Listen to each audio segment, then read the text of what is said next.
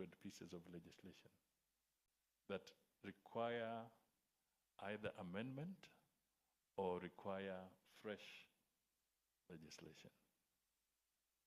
700.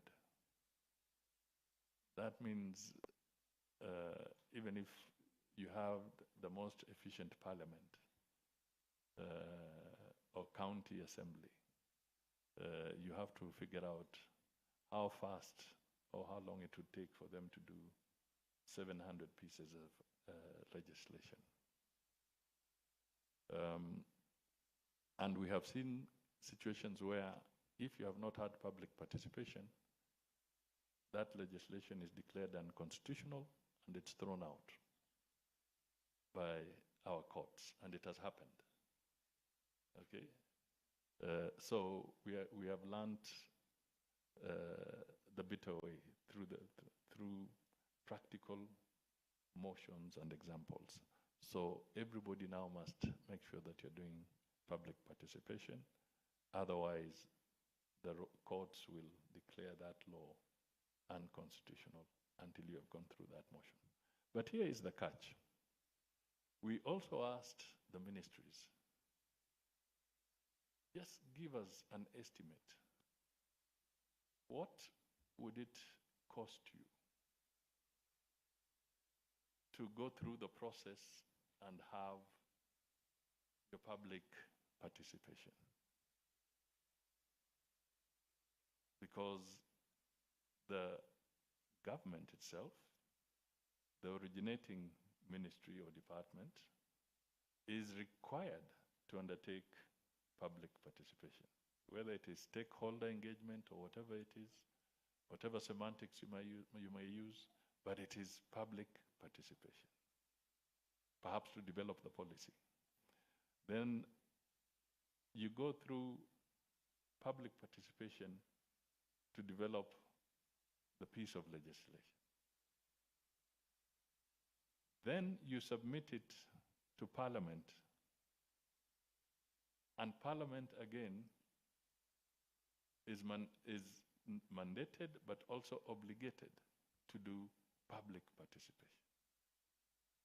Then after you've done the piece of legislation, there are statutory instruments, that is the subsidiary legislation. Then to do the subsidiary legislation, you must again do public participation.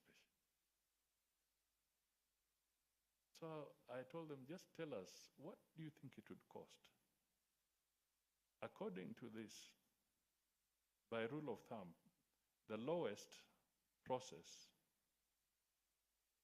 that came up was it would cost 10 million shillings to go through a public participation. There are others, some kind of bills whose nature requires you to do even more in terms of public participation. And the departments were giving us figures of 50 million to 100 million to go through the full hog.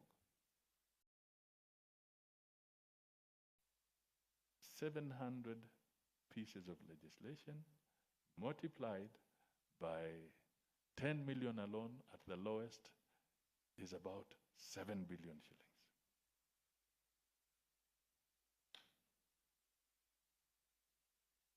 I know democracy is expensive and it's the best mode, but you tell me, if public participation is going to cost a government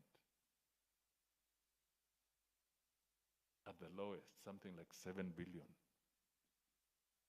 how do you reconcile this between doing public participation and supplying drugs in a hospital? How do you reconcile this between building a bridge or a hospital and doing public participation? So in the whole framework of open government, we are now faced with a situation where the principle is correct, but did we factor in the cost? So our constitution has now saddled us with a process. But who pays It's the taxpayer. It's the ordinary citizen. The person who needs the road, the person who needs the medicine in hospital, instead of getting the medicine in hospital, is getting politicians in their village who are doing public participation. So perhaps in this conversation, we now need to reopen a debate here, a broader debate, that in the whole philosophy, particularly in the context of Kenya, should we develop a rational ceiling? Do we have some parameters that can now be properly built into a piece of legislation so that we don't spend taxpayers' money talking as opposed to delivering service? Yet we must also make sure that they are part of what we are doing, because you also don't want to impose things that they don't want. So this is a contradiction that requires, and it's a debate that we need to take up, not just in Kenya, but across. Do you have to have, for instance, what would be wrong if you merged public participation during the legislation and the statutory instruments? Why must they be separate? It's the same law. Why do we have to have the process twice or thrice? Okay, so I thought this should be okay for conversation, because if we are not careful, what about in the judiciary, institutions that are supposed to be independent? Would you then now start calling for public participation before a judgment is delivered in a court of law?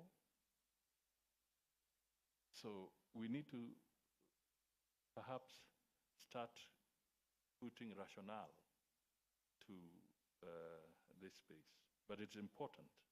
I'm not saying that we should not have that frankness and whatever. I was just saying it's a constitutional requirement for us, but we need to rationalize it. I don't know what the experience is in other countries. The other thing that I just want to point out is that it is good for accountability. Then we need to look at conflict. One of the excuses I had given, because I think I was supposed to have joined you yesterday, or is it earlier today? And I said I was not sure because under IGAD, I was supposed to be part of a team going to Juba, because the crisis is escalating again in South Sudan. So on Sunday night, at midnight, the message came from the IGAD office that, sorry, you cannot now go because the tension is reaching dangerous levels. So I'm here today. But conflict, what is fueling conflict? What is happening within governments that conflict is taking the better of us? It's having its toll on our societies, on our governments. We need to reflect on it. Last night, until midnight, the president of Kenya was chairing a joint virtual SADC and EAC meeting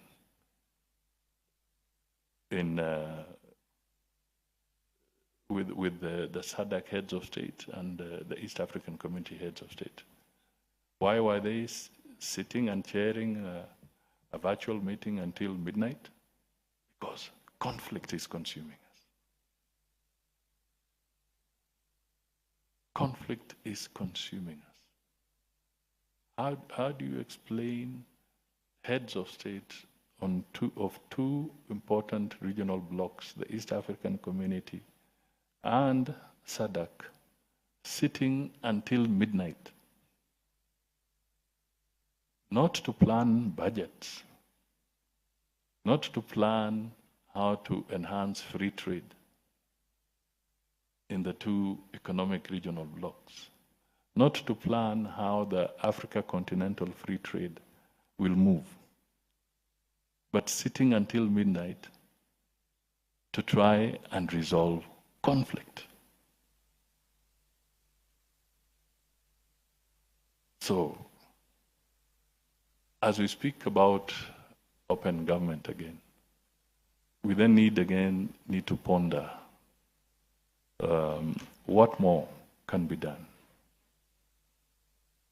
within the framework of this conversation, so that we spend time and resources doing the right things, doing the more practical things for the better.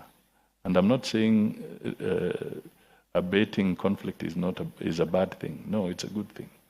But should we have been there in the first place? That's the question. Should we be putting ourselves, when we look at the Horn of Africa, the challenges, I don't have to, it's in the public domain. We are all seeing the conflict around us. The same holds for even other areas. We know the disruptions of the war in Europe and the war in the Middle East and the impact it's having on our economies. Supply chains have been disrupted and so forth. We also know that policies in the international arena are completely being overhauled. In loose terms, I would say that there's an earthquake that has taken place, and the tremors are beginning to go far and wide in all this. But open government will enable us to share experiences. Open government will help us to put more pressure on the leadership in our countries and our societies, so that they can hopefully be better as we move forward. So I thought I'd leave you with those two issues, so that in your conversation you can help us perhaps find more reasonable ways forward. So that's it. That's it. Thank you. And I will not speak again. Thank you. Thank you so much, Your Excellency. As you've seen, His Excellency is always thinking about these issues, and I think you've challenged us a little bit around the cost of democracy.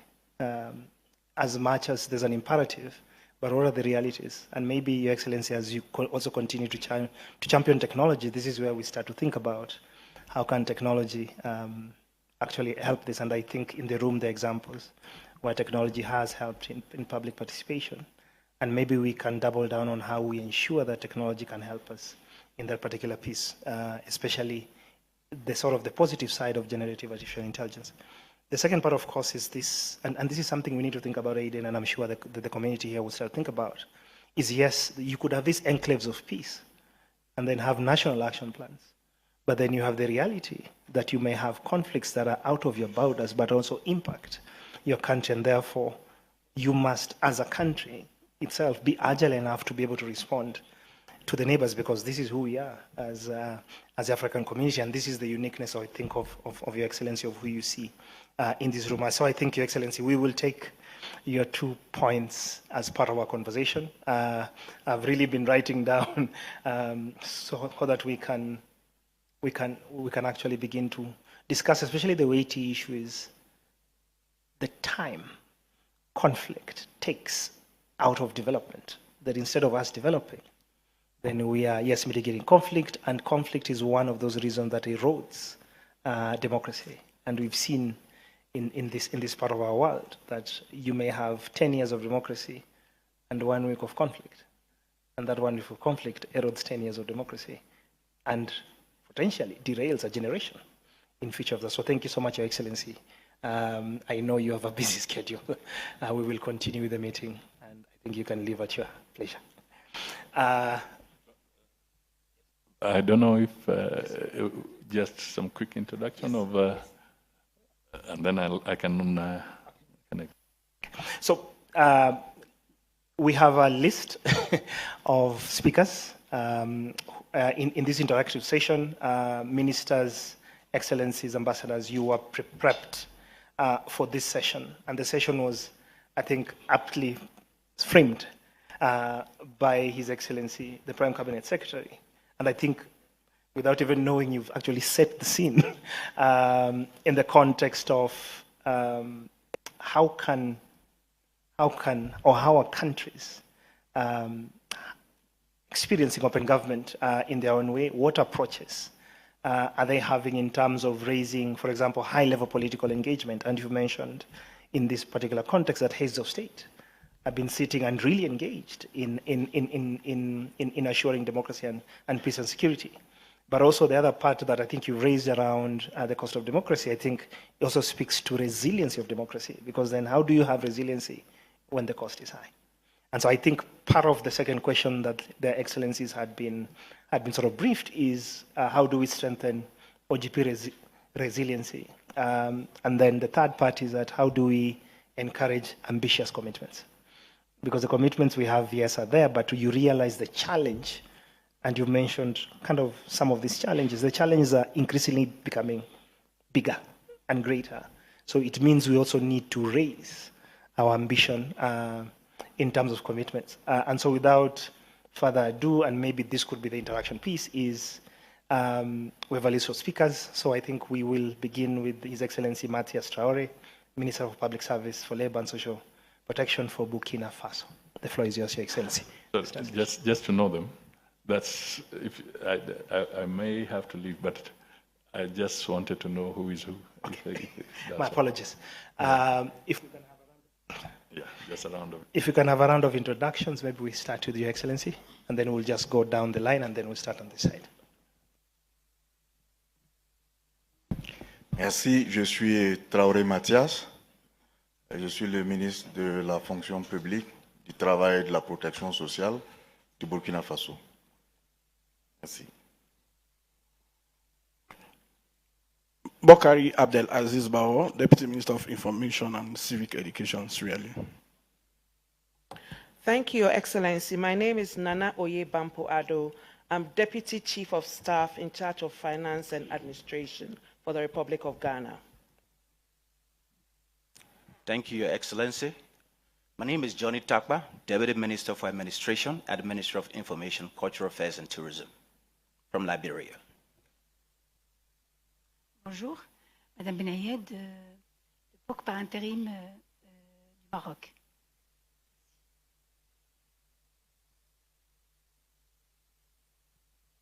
Bonjour Monsieur, je suis Chantal Angua, conseiller technique du ministre du Commerce et de l'Industrie, qui est le point focal.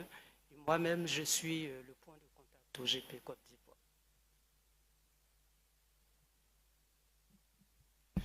Boa tarde, eu sou Paulo Fernandes, assessor do Ministro da Modernização de Estado e da Administração Pública de Cabo Verde e o ponto de contacto de Cabo Verde para o GP.